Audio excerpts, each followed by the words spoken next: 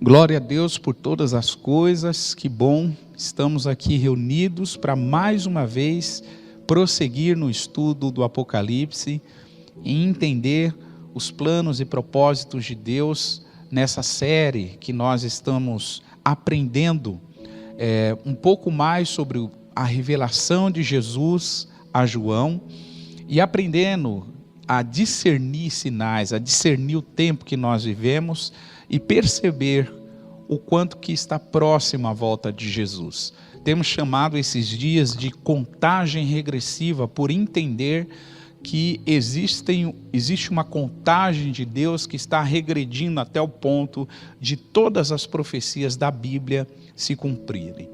Mas a pergunta que nós carregamos quando estudamos Apocalipse é: será que esse texto não pode ser mais aplicável? Será que o texto do Apocalipse, ele não pode fazer parte do meu dia a dia e eu entendê-lo de uma maneira mais funcional, mais dinâmica? E a resposta é sim, podemos. Mas para que isso aconteça, nós precisamos primeiro fazer um movimento de leitura, de interpretação e de fundamentação desse texto, tanto do ponto de vista histórico, quanto do ponto de vista profético, simbólico.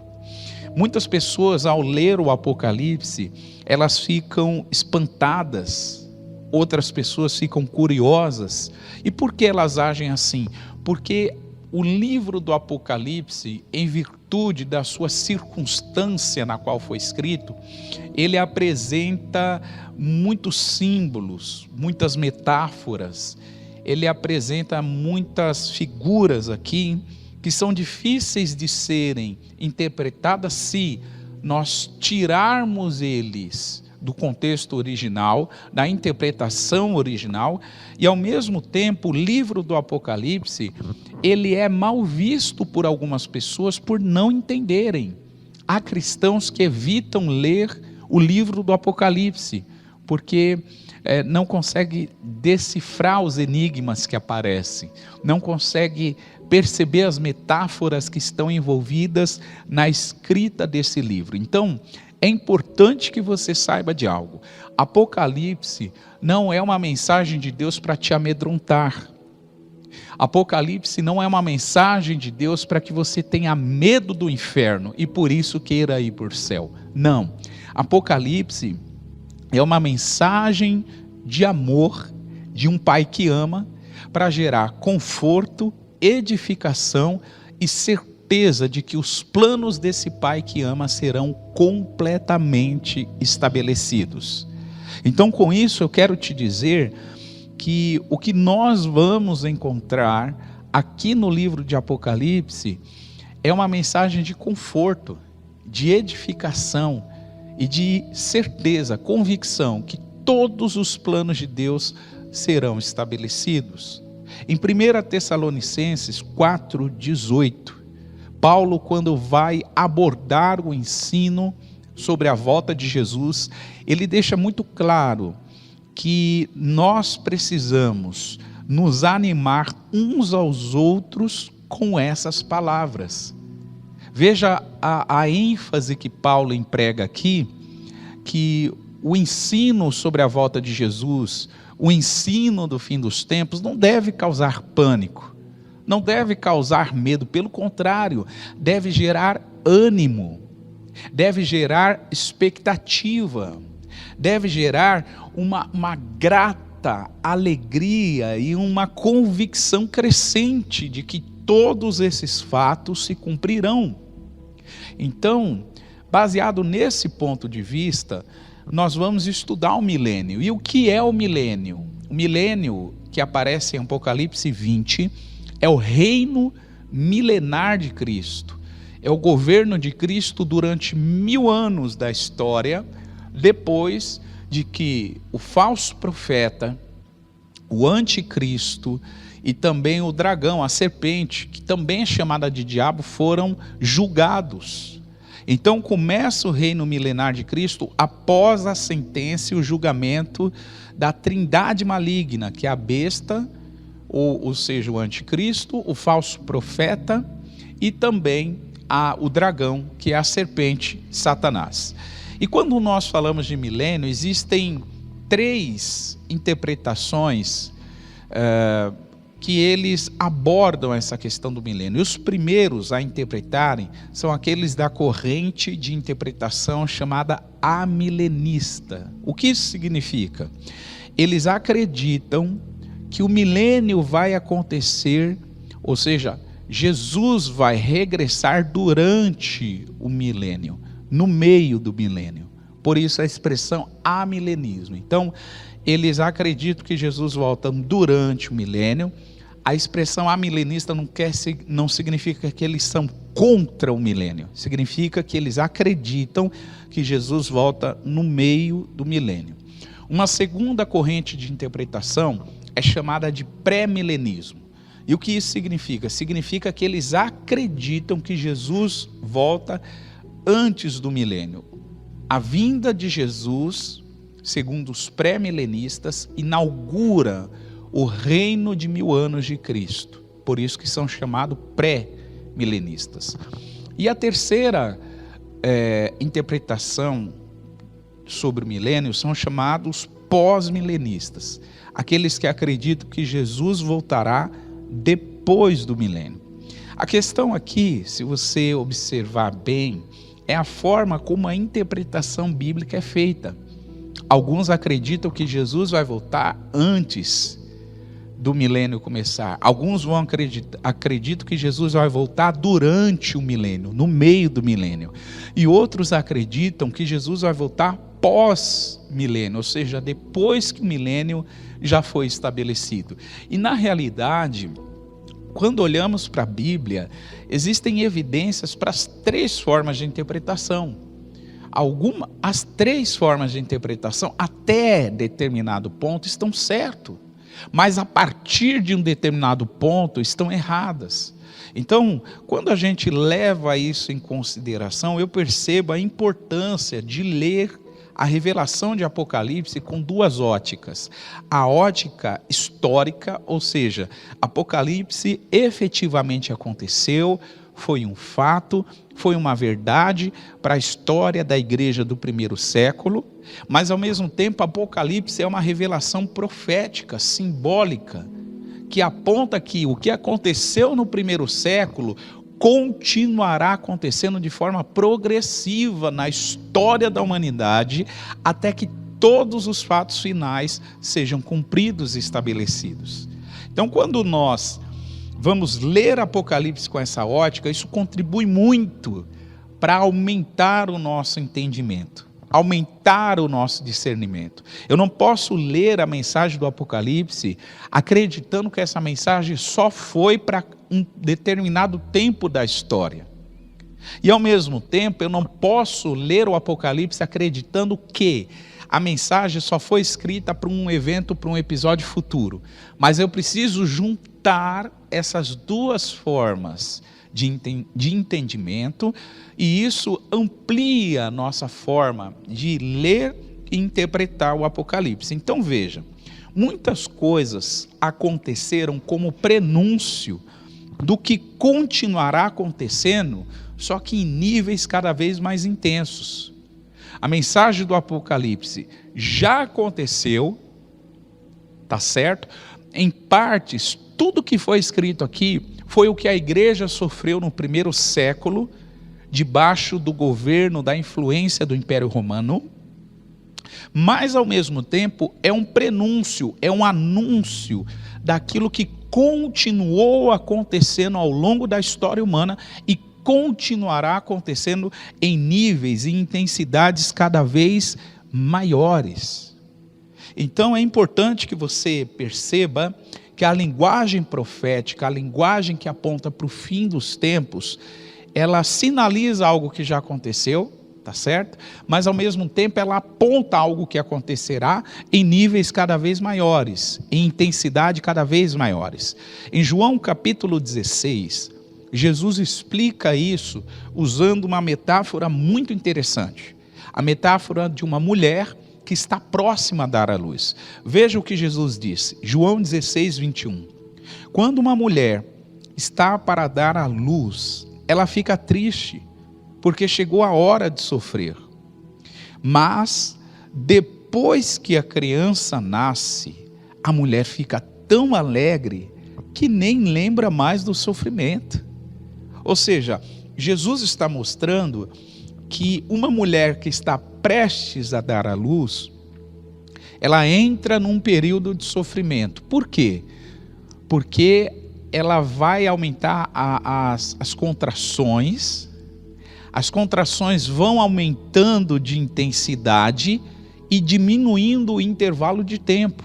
Ou seja, o sofrimento da mulher que está prestes a dar à luz vai aumentando em intensidade por causa das contrações e diminuindo em relação ao tempo. Por quê? Porque essas contrações vão acontecendo em intervalos de tempo cada vez mais curtos.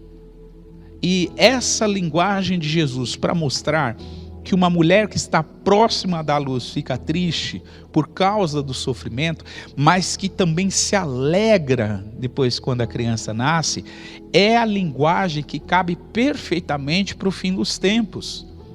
Então nós vivemos uma sequência de fatos que estão aumentando em intensidade, mas ao mesmo tempo diminuindo em intervalos de tempo cada vez menores.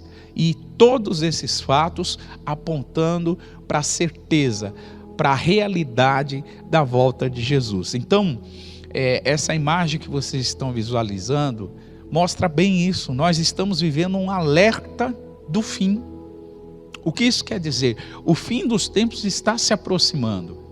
Como uma mulher que está grávida, próxima da luz, os sinais estão se multiplicando, as dores de parto estão aumentando, só que num intervalo de tempo menor. Eu me recordo que há mais ou menos 10 anos atrás, 15 anos atrás, nós tínhamos uma série de episódios, uma série de sinais na sociedade de um modo geral, tínhamos uma série de sinais na natureza, nas relações humanas, mas eram sinais que aconteciam uma vez ou outra. Mas de um tempo para cá, de 7, 5, 3 anos para cá, esses sinais foram aumentando, acontecendo numa intensidade de vezes muito maior e num curto espaço de tempo entre um e outro. Então, esses são fortes indícios de que Deus está emitindo um alerta que o fim se aproxima. Então, quando a gente olha para essa realidade, nós precisamos discernir sinais, porque discernir sinais é a chave para a interpretação do Apocalipse, para a interpretação daquilo que acontecerá no fim. Então, sinais da volta de Jesus, eles não servem para fixar datas, eles servem como suporte para você discernir e interpretar o que está por vir. Veja o que está escrito em Lucas 12, dos 54 a 56. E dizia também a multidão: quando vedes a nuvem que vem do ocidente, logo dizeis: lá vem chuva. E assim sucede. E quando sopra o vento sul, dizeis: haverá calma. E assim sucede. Hipócritas, sabeis discernir a face da terra e do céu? Como não sabeis então discernir este tempo? Veja que Jesus está perguntando a uma comunidade que sabia interpretar, sabia prenunciar quando haveria sol, quando haveria chuva. Ele percebia as mudanças climáticas com uma facilidade enorme. E por que eles percebiam? Porque os sinais, o vento sul, mostrava para eles que haveria calma. Em contrapartida, quando eles viam nuvens no ocidente, eles diziam: a chuva vai vir, vai chover. Então Jesus pega esse exemplo para mostrar para eles que as pessoas que não sabem discernir o tempo são pessoas que vivem em função de circunstância. O que isso quer dizer? São pessoas que vivem em função de momentos E os momentos, as circunstâncias da vida mudam radicalmente. Os sinais não devem servir para fixar datas. Os sinais sobre a volta de Jesus devem servir para suporte na interpretação, suporte no discernimento do que está acontecendo. Então, o capítulo 20 do Apocalipse, ele é a continuação do julgamento que agora está sendo estendido à serpente, agora está sendo estendido ao dragão, Satanás, que será vencido, e o engano que ele promoveu nas nações, o engano que ele gerou influenciando líderes de nações inteiras, nunca mais acontecerá. A sentença para Satanás em Apocalipse 20 é que o nível de influência que ele exerceu sobre todas as nações do mundo, influenciando lideranças a serem ímpias, a serem pagãs, a multiplicarem a iniquidade e a maldade, nunca mais acontecerá. Esse é o texto de Apocalipse 20. Então, eu quero ler com você do verso 1 ao 3 de Apocalipse capítulo 20. Então vi descendo do céu um anjo que tinha nas mãos a chave do abismo e uma corrente pesada. Ele agarrou o dragão, aquela velha cobra, que é o diabo ou Satanás, e o amarrou por 1000 anos. Então o anjo jogou o diabo no abismo e trancou e selou a porta, para que ele não enganasse mais as nações até terminarem os 1000 anos. Depois desses 1000 anos, é preciso que ele seja solto por um pouco espaço de tempo. Veja, o que João está vendo, depois de que o anticristo foi jogado no inferno, depois que o falso profeta foi jogado no inferno, o apóstolo João vê um anjo que tinha uma chave do abismo na mão, que tinha uma corrente pesada, que aprisiona o dragão, a serpente, que é o diabo, e lança ele, como diz a palavra de Deus, no abismo, tranca esse abismo. Olha a expressão, o diabo foi lançado, a porta do abismo foi trancada e foi selada. Então quer dizer que há uma sentença a Satanás emitida aqui em capítulo 20 do Apocalipse, uma sentença muito clara, né? Onde o diabo vai perder o seu poder de influência sobre as nações durante 1000 anos e depois será solto. E a gente vai entender que ele vai ser solto para uma ocasião muito específica. Versículo 4 do capítulo 20 diz o seguinte: em seguida vi alguns tronos, e os que estavam assentados neles receberam o poder de julgar. Vi também as almas das pessoas que tinham sido degoladas porque haviam anunciado a mensagem de Deus e a verdade que Jesus revelou. Elas não tinham adorado a besta, nem a sua imagem, nem tinham recebido o seu sinal na testa ou na mão. Essas pessoas tornarão a viver e reinaram com Cristo durante 1000 anos. Veja, o texto mostra que as pessoas que foram martirizadas, que foram perseguidas e mortas por causa do seu testemunho fiel a Jesus, essas pessoas ressuscitam, essas pessoas, elas passam a reinar com Cristo durante os 1000 anos. E elas são consideradas fiéis por 2 motivos. Elas mantiveram testemunho a Jesus e elas não aceitaram a marca da besta, o sinal da besta na mão ou na testa. Então essas são as pessoas que vão reinar com Cristo durante 1000 anos. Quer dizer, haverá um tempo de descanso, quer dizer, haverá um tempo de reparação, de recompensa por todo o sofrimento que os fiéis da terra experimentaram. E esse texto, ele tem uma conexão com o texto de Hebreus, quando o texto de Hebreus vai apontar um descanso, uma reparação ao povo de Deus que foi fiel. Então, em Hebreus 4, eu quero mostrar isso para você, versículo 9 e 10, diz o texto: assim, ainda fica para o povo de Deus um descanso, como o descanso de Deus no sétimo dia. Porque quem receber o descanso que Deus prometeu, vai descansar de todos os seus trabalhos, assim como Deus descansou dos trabalhos dele. Olha que interessante, irmãos. O texto de Hebreus 4 vai falar que resta um descanso para o povo de Deus. E que descanso é esse? É um tempo de reparação, é um tempo onde eles experimentarão recompensas por sua fidelidade a Deus. Como diz o versículo 4 de Apocalipse 20, eles reinarão com Cristo, tá certo? E olha que ponto importante aparece aqui.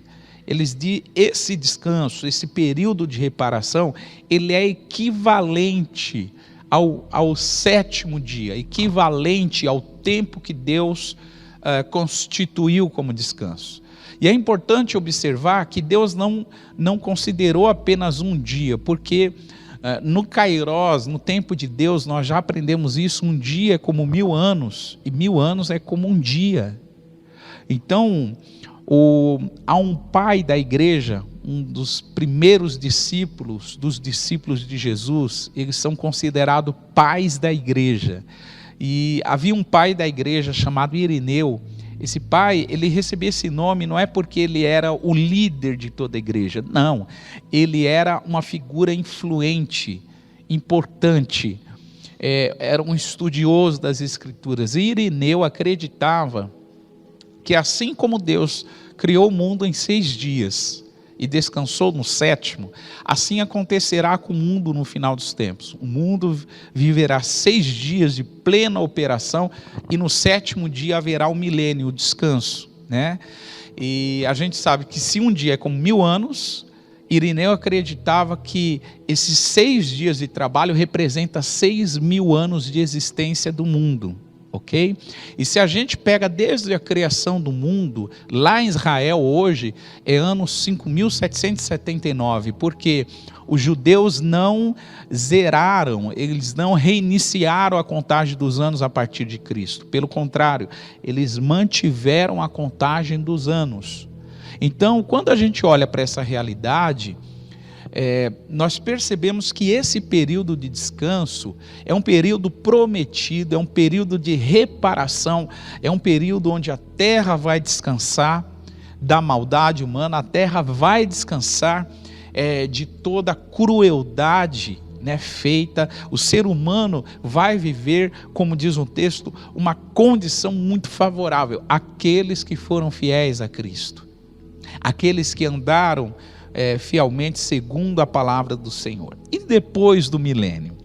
Depois do milênio, eu gostaria de ler com você o versículo 7 a 10, que mostra exatamente o que vai acontecer. Depois que os 1000 anos terminarem, Satanás será solto da sua prisão e sairá para enganar os povos de todas as nações do mundo, isto é, Gog e Magog. Satanás os juntará para a batalha, e eles serão tantos como grãos de areia na praia do mar.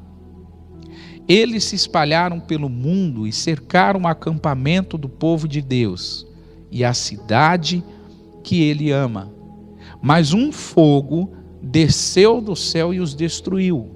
Aí o diabo que os havia enganado foi jogado no lago de fogo e enxofre,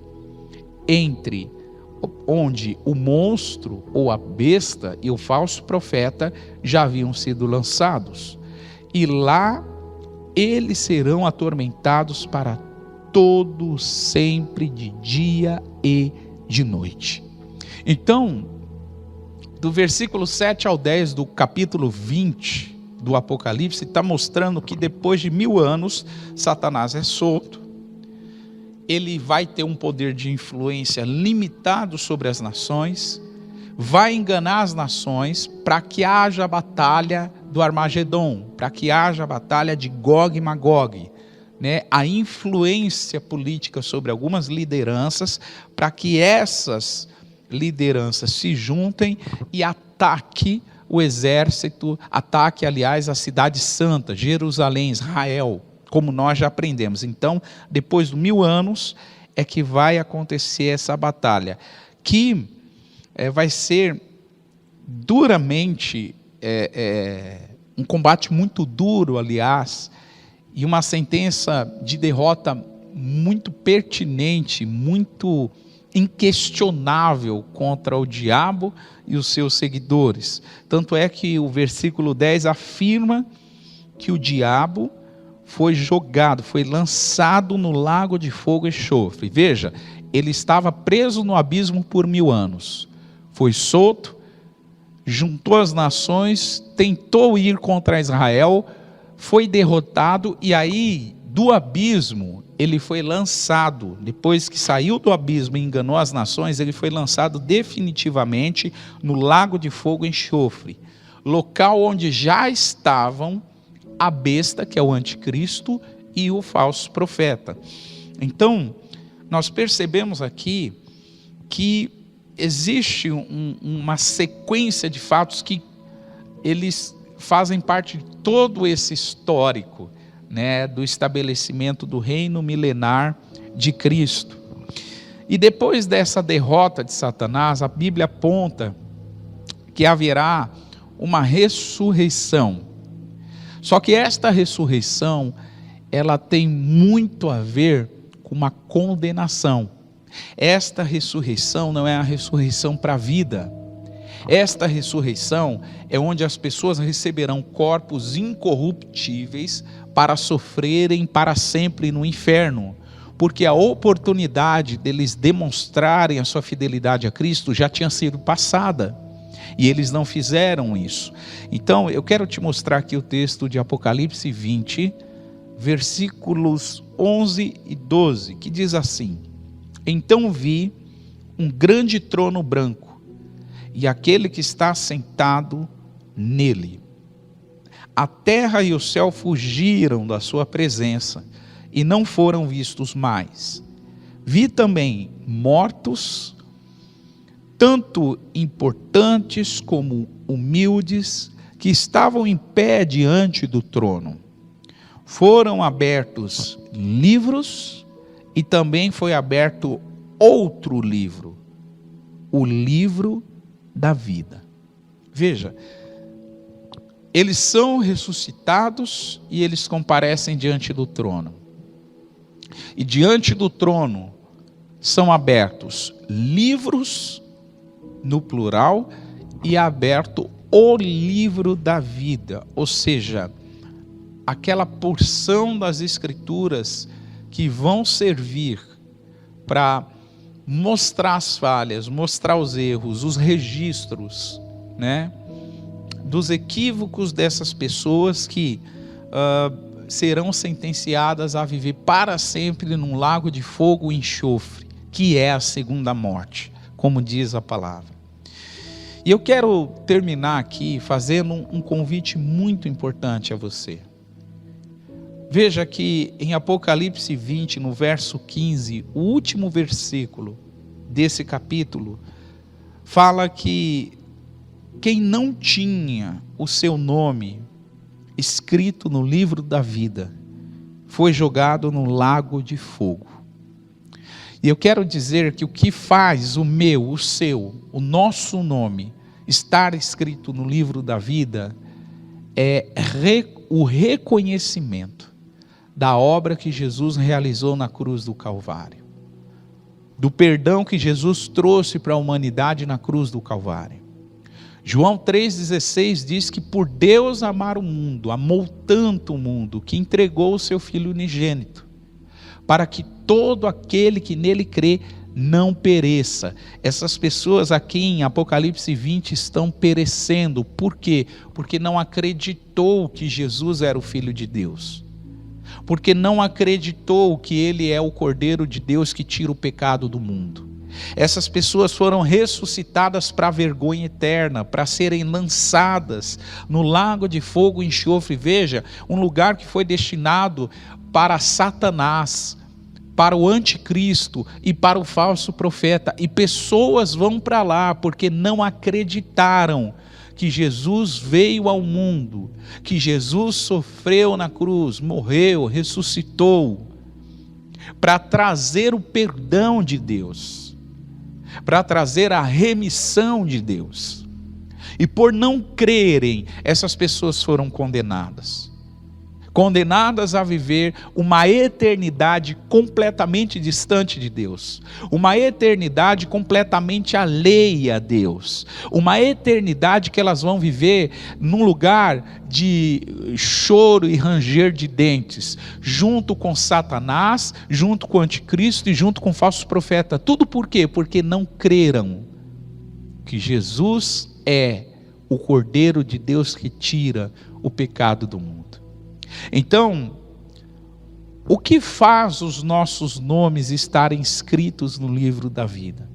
O reconhecimento de que Jesus é o Cordeiro que tira o seu, o meu, o nosso pecado. Veja, Jesus não exigiu de nós uma perfeição. Ele não exigiu de nós que nunca falhássemos. Mas Ele exigiu de nós fidelidade, amor, reconhecimento da obra que Ele fez na cruz.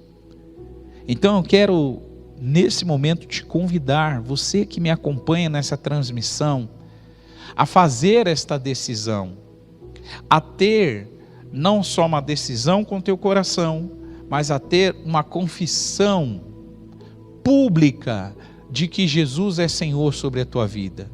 E por que isso é importante? É isso que vai fazer o teu nome estar escrito no livro da vida.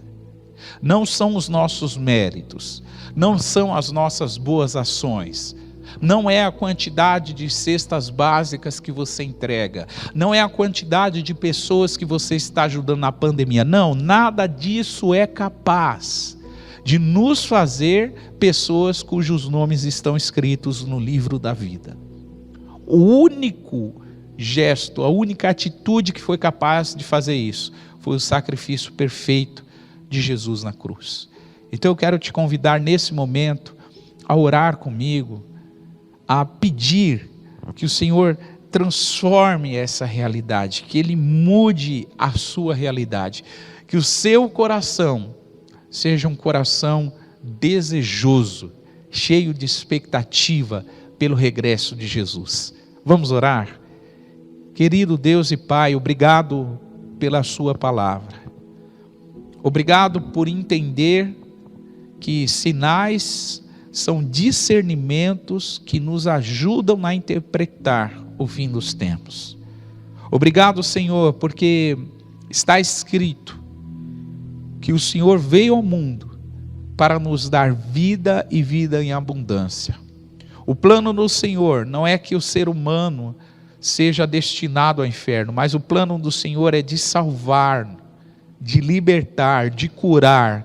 Mas infelizmente, Senhor, muitos ainda resistem a esse plano. Muitos ainda duvidam deste plano. Muitos ainda trabalham, Senhor, com muita resistência àquilo que o Senhor fez. Por isso eu te peço que neste momento, o Espírito da verdade, o Espírito da profecia, o Espírito do testemunho de Jesus, toque cada coração. Espírito Santo, convence-nos de que o Senhor é o único caminho, de que Jesus, Tu és a única verdade e a única vida. Que todas as pessoas que nos acompanham nessa transmissão sejam tocadas e constrangidas a viver diariamente um relacionamento verdadeiro, genuíno com o Senhor, reconhecendo a Tua obra perfeita de perdão na cruz, e por causa disso, ter o seu nome escrito no livro da vida, Senhor. Obrigado por esta ocasião, obrigado por esta palavra, por este culto. Nós te damos graças, Senhor, e oramos em nome de Jesus. Amém e amém. Que Deus te abençoe grandemente. Que esta palavra tenha trazido vida, esperança, ânimo. Que sobre você haja a convicção de que o teu nome está escrito no livro da vida. Deus te abençoe.